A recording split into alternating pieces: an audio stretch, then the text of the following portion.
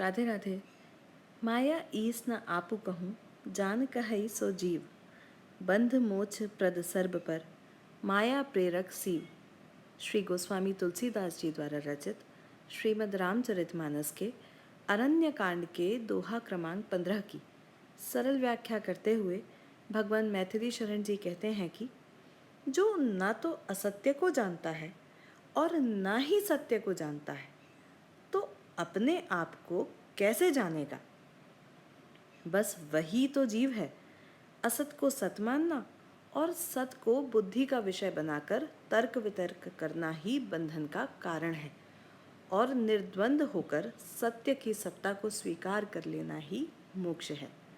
क्योंकि कर्म बंधन का कारण तब होता है जब कर्म में समर्पण का योग नहीं होता है।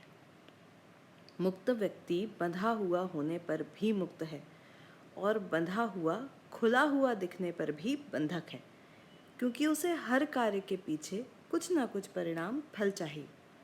जय श्री राम।